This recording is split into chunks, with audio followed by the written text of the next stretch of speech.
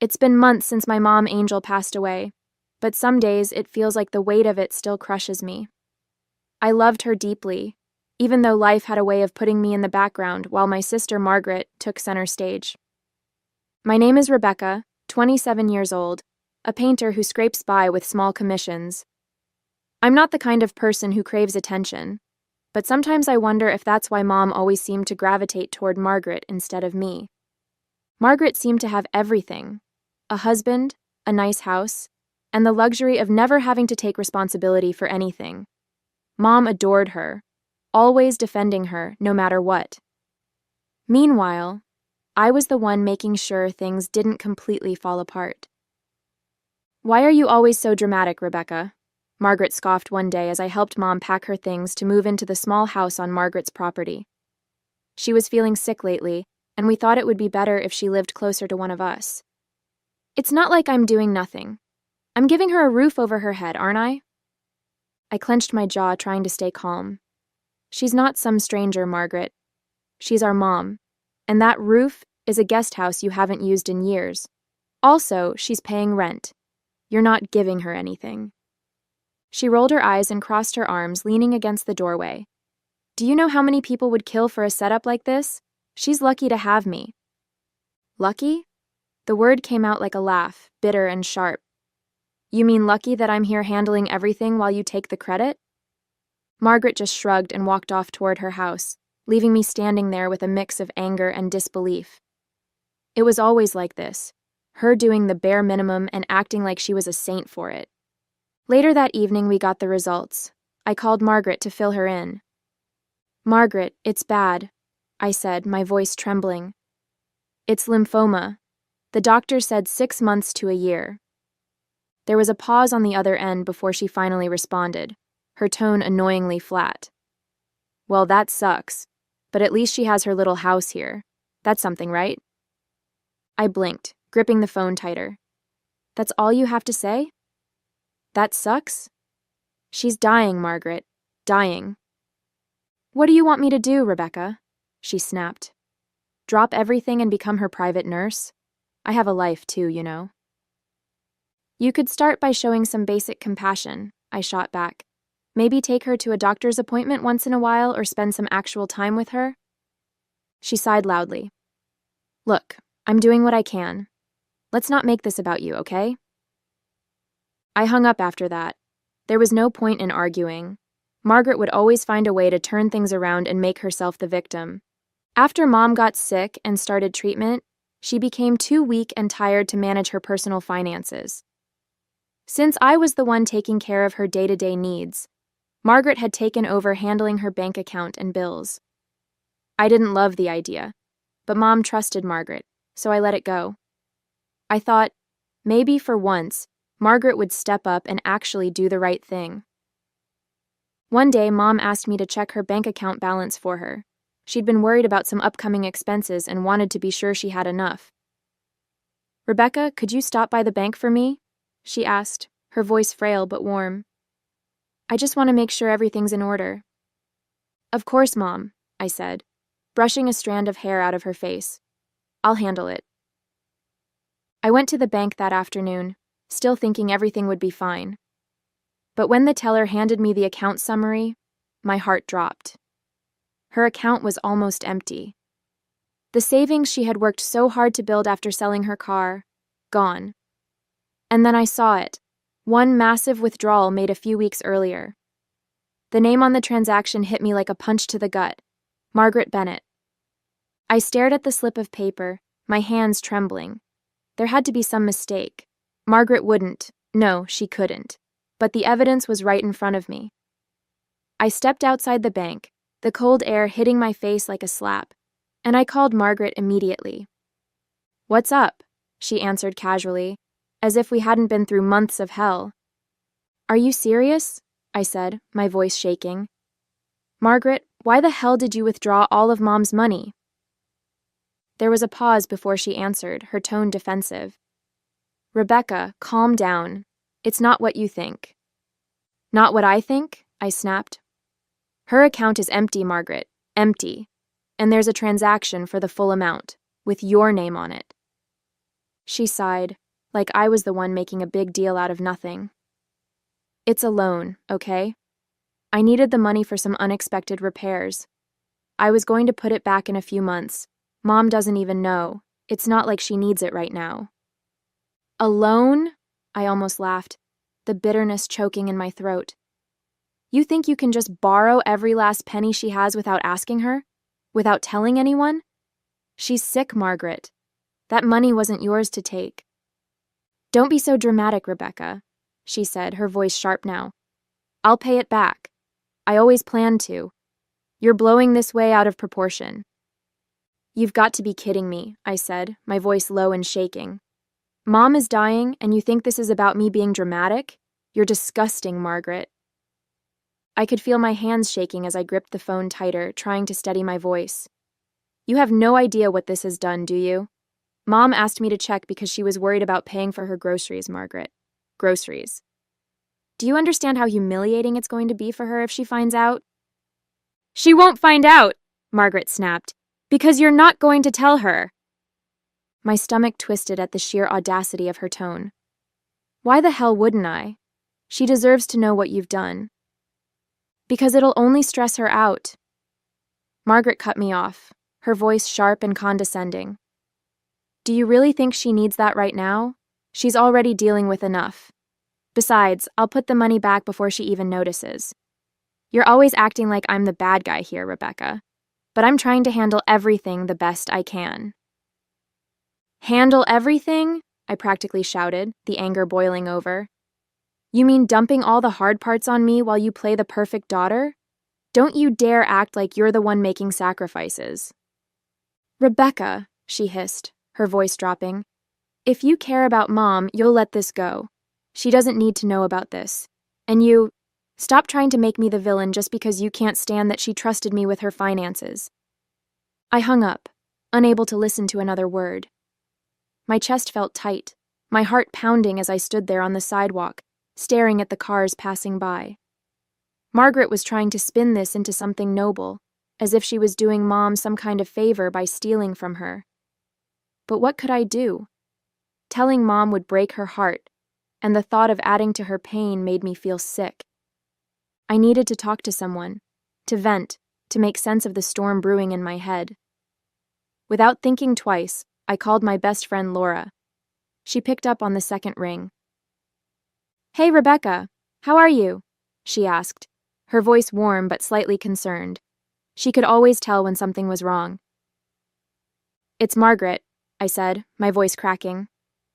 I told her everything, the bank account, the withdrawal, the pathetic excuse Margaret had given me. By the time I finished, I could hear Laura's breathing had quickened. She took everything? Laura asked, disbelief dripping from her voice. And she expects you to just keep quiet about it? She said it's a loan, I said bitterly, pacing my small living room. She's acting like she's doing Mom a favor by not telling her. Laura didn't respond right away, and when she did, her voice was low and firm. Rebecca, you can't let her get away with this. What if she doesn't pay it back? Your mom needs that money. She's depending on you. I know, I said, running a hand through my hair. But if I tell Mom, it'll crush her, and Margaret knows that. She's using it against me. Of course she is, Laura said sharply. She knows you're too kind to blow this up, and she's taking advantage of that. But Rebecca, someone has to hold her accountable. I sighed heavily, sinking into the couch. I don't even know how. Margaret doesn't listen to me. She never has. And George, her husband, always so full of himself. I stopped myself, but Laura jumped in. George knows about this, doesn't he? She asked. He has to. Probably, I admitted. He's just as bad as she is, always backing her up no matter what. You should have seen how smug they were when Mom moved into that guest house. Like they were saints for letting her live there. You're not alone in this, Laura said gently. I'll help however I can. But Rebecca, you need to stand your ground. Her words gave me a small flicker of strength, but I still felt trapped.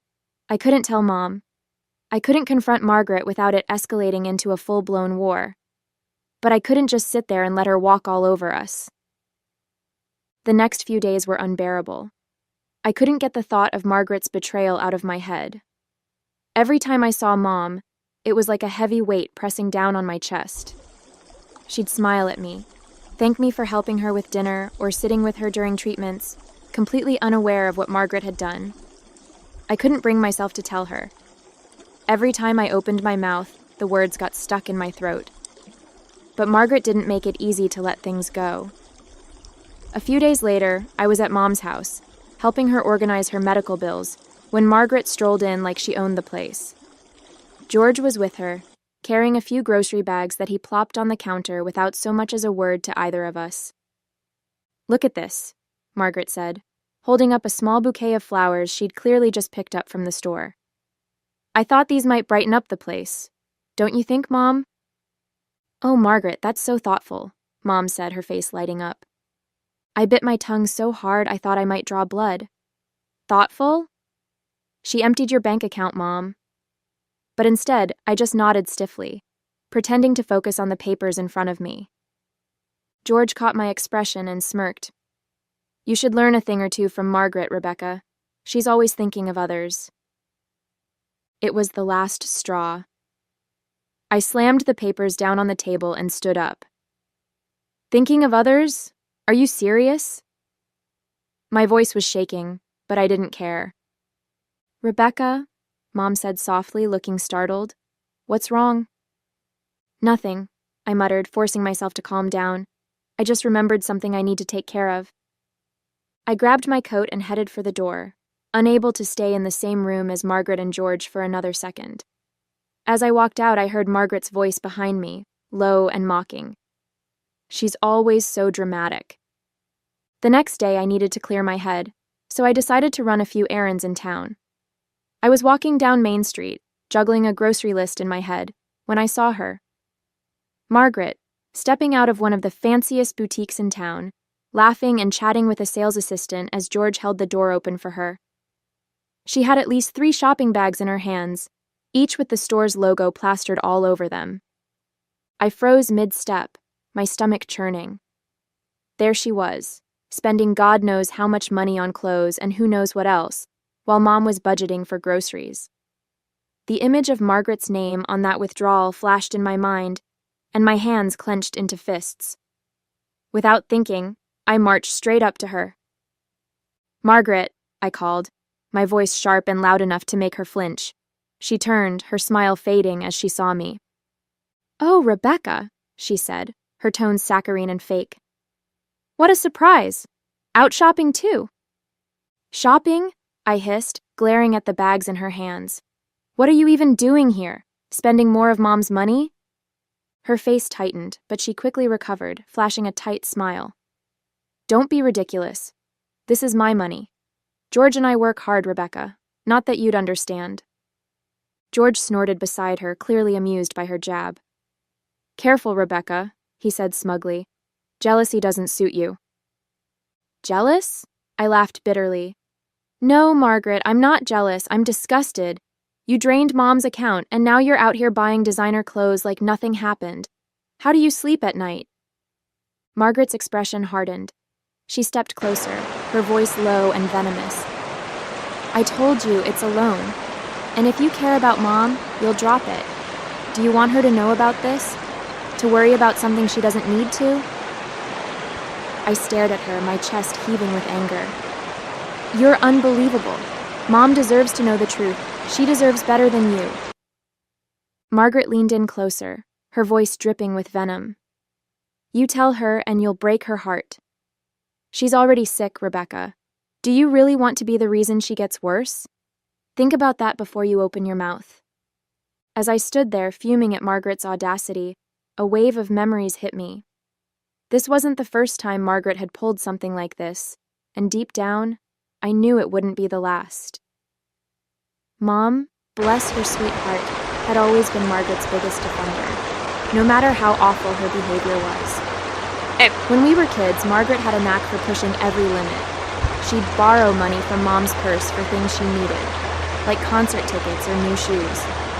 Mom would find out eventually, of course, but she'd just shake her head and say, "Oh, Margaret, you should have just asked." And that was it. No punishment, no accountability, just forgiveness on a silver platter. Even as we got older, nothing changed. Margaret always had an excuse, always a sob story to back her actions.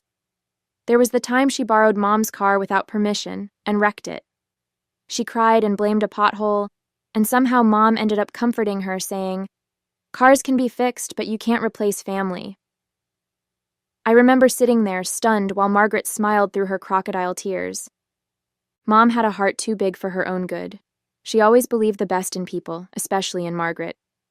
"She's your sister, Rebecca," Mom would say whenever I tried to bring up Margaret's behavior. "She's not perfect, but she means well." I hated that phrase. She means well.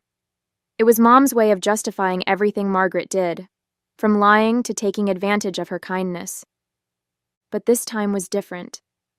This wasn't a harmless mistake or a moment of bad judgment. This was calculated, cruel, and completely unforgivable. And yet, I couldn't shake the feeling that, if Mom knew, she'd find a way to forgive her anyway. That was who Mom was. A sweet, selfless person who couldn't see the bad in the people she loved. Margaret and George had always measured people by one thing: money. To them, a person's worth was directly tied to their bank account. If you weren't wealthy, you simply didn't matter. I'd seen them brush off neighbors, coworkers, even distant relatives who didn't fit their idea of successful. There was this one time when Mom invited Mrs. Hathaway, an elderly widow from down the street, over for tea. She'd been a kind woman, always bringing baked goods and little gifts for Mom. But when Margaret and George stopped by and saw her sitting there in her worn-out cardigan, Margaret barely acknowledged her presence. George didn't even bother hiding his disdain. Later, Margaret pulled me aside and said, "Why does Mom even talk to people like that? What can they possibly offer her?" It was sickening. And the irony of it all? Their own so-called success was as fragile as glass. Beneath the surface, George and Margaret were drowning in debt.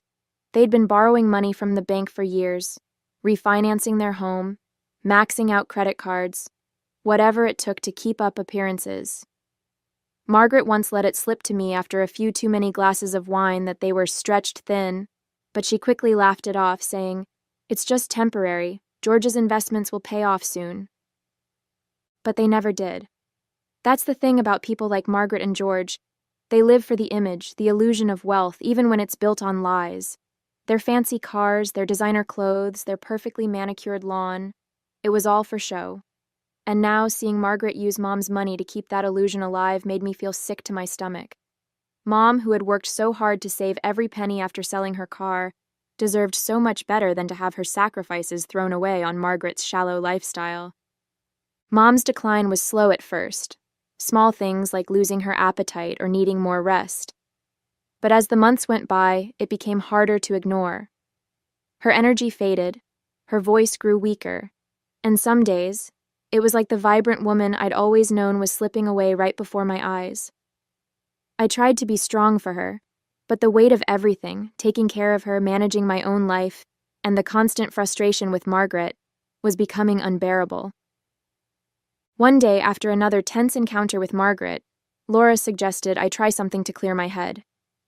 "Rebecca, you're burning out," she said gently. "You're doing everything for everyone, and it's not sustainable. Take a couple of hours for yourself. Go to that yoga class you've been talking about." I hesitated, but finally agreed. Mom was having a quiet day, and Margaret was supposed to be around, so I thought, just this once I could step away. I left my phone on silent in my bag, telling myself it would only be for a little while.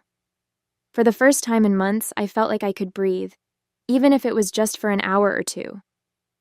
When the class ended, I grabbed my phone and saw the missed calls, 6 from Margaret. My stomach dropped as I fumbled to unlock the screen. Her last voicemail made my blood run cold. "Rebecca, it's Mom," Margaret's voice said, trembling but sharp. "She's gone. I don't know where you were, but you should have been here."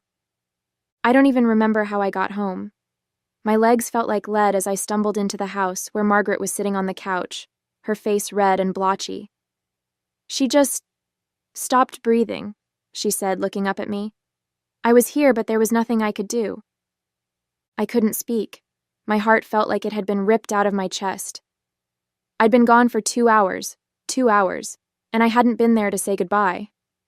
Mom had died at home, in the little guest house she'd moved into with Margaret by her side.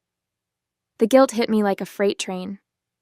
"You should have been here," Margaret said, her voice cold now. "I don't know why you thought yoga was more important than Mom. She needed you, Rebecca." Her words sliced through me. I wanted to scream, to tell her that she had no right to judge me, not after everything she'd done. But I couldn't. All I could do was sit there, tears streaming down my face as the weight of losing Mom settled in. The day of Mom's funeral was cold and gray, the kind of weather that seeped into your bones. Mom had been deeply religious, so it was only fitting that the service was held at her beloved church. The stained glass windows cast soft colors onto the pews as the organ played a somber melody. I sat near the front, clutching a tissue in one hand and a picture of Mom in the other. My heart was heavy, not just with grief, but with the weight of everything that had happened. Margaret and George arrived late, of course, sweeping into the church as if it were a fashion show. Margaret was dressed in a sleek black dress that hugged her figure, her neck adorned with a pearl necklace that probably cost more than my monthly rent. George, in an expensive-looking suit, walked beside her, carrying an air of smug self-importance. The way they moved, it was like they thought the funeral was about them, not Mom. As they made their way to the front, I caught the whispers. People were glancing at me with judgment in their eyes, leaning toward each other to murmur behind their hands. My stomach twisted, and I tried to focus on the picture of Mom in my lap, but it was impossible not to hear. "Rebecca wasn't even there when Angel passed," one voice whispered. "Margaret said she was off doing yoga," another added, the disdain dripping from their words. I clenched my fists, my nails digging into my palms. Margaret had made sure to plant that seed in everyone's mind. She wanted them to see me as the selfish daughter, the one who abandoned Mom when she needed me most. And judging by the looks I was getting, it had worked. Margaret slid into the pew next to me, flashing me a tight smile that didn't reach her eyes. "You okay, Rebecca?" she whispered, her tone dripping with faux concern. "I know it must be hard, knowing you weren't there for her." I stared straight ahead, refusing to give her the satisfaction of a response. The priest began to speak, his voice filling the church as he talked about Mom's kindness, her unwavering faith, and her love for her family. I felt tears sting my eyes as he mentioned how devoted she had been to her daughters. If only he knew the truth. As the priest continued his eulogy, his voice grew softer, more intimate, as if he were speaking directly to each of us. "Angel was a remarkable woman," he said, glancing at the congregation. "She loved deeply, forgave endlessly, and carried a quiet strength that inspired those around her. In my final visit with her just days before her passing, she entrusted me with something very personal. A letter." A murmur rippled through the church. My breath hitched. A letter?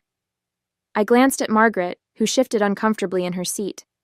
George furrowed his brow, looking confused but not concerned. I, on the other hand, felt a strange mix of curiosity and dread. "She asked me to read it today," the priest continued, holding up a sealed envelope. "It was her final wish, and she made me promise that I would share her words with all of you." The church fell silent. You could have heard a pin drop as he carefully opened the envelope and unfolded the paper inside. The anticipation was unbearable. My heart pounded as the priest adjusted his glasses and began to read aloud. "To everyone gathered here today," he began, his voice steady, "I want to thank you for coming to celebrate my life.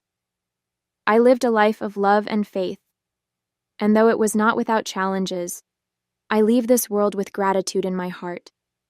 However, there is something I must say before I rest, something that weighs heavily on me and must be brought into the light."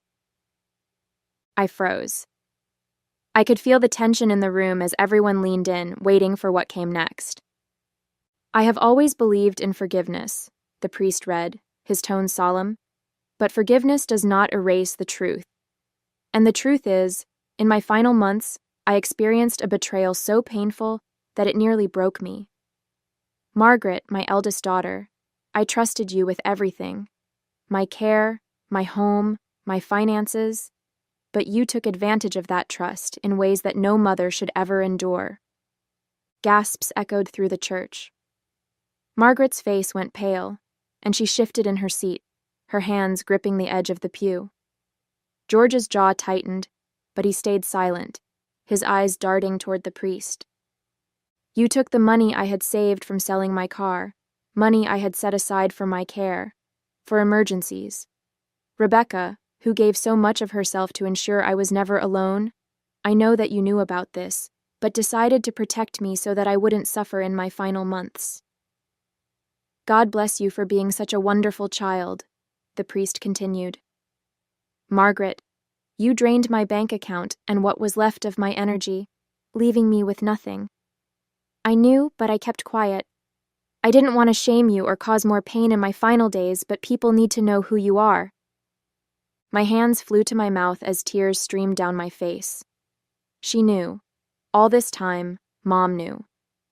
The guilt, the fear of breaking her heart, it had been for nothing. She had carried that pain herself, silently. The priest's words lingered in the air, heavy and unshakable. The silence in the church was deafening. All eyes turned to Margaret, who sat frozen, her face pale as if all the blood had drained from it. George shifted uncomfortably beside her, his usual smugness replaced with unease. No one said a word, but the weight of judgment in the room was palpable. I didn't move. My tears were flowing freely now, but they weren't just for Mom. They were for the truth she had carried alone, for the strength it must have taken to leave this world with grace despite everything Margaret had done. My chest ached with a mix of grief, relief, and rage. Margaret finally broke the silence. She stood abruptly, her chair scraping loudly against the floor. "This is ridiculous," she hissed, her voice trembling with indignation. She was sick, probably confused. I did everything for her, everything. And this is how she repays me? People around her started to whisper, their faces filled with shock and disdain. George grabbed her arm, trying to pull her back down, but she yanked it away. "You don't know what it's like," she continued, her voice louder now, almost desperate. "I was under so much pressure. I needed that money for the house, for both of us." "That's enough, Margaret," the priest said firmly, his voice cutting through the tension like a blade. "This is not the time to justify your actions. Your mother's words speak for themselves." Margaret glared at him, then at me. Her eyes burned with a mix of anger and humiliation. "I hope you're happy," she spat before storming out of the church, George trailing awkwardly behind her. The sound of the heavy doors slamming shut echoed through the sanctuary. I sat there, stunned, as people began to murmur around me. Some whispered words of sympathy, while others exchanged looks that said everything they thought about Margaret's outburst. Laura, who had been sitting a few rows behind me, came up and placed a hand on my shoulder. "Rebecca," she said softly, her voice steady, "your mom saw you for who you are. She knew you were the one who stood by her, no matter what." I nodded, my throat tight. Mom's letter had lifted a weight I hadn't realized I was still carrying.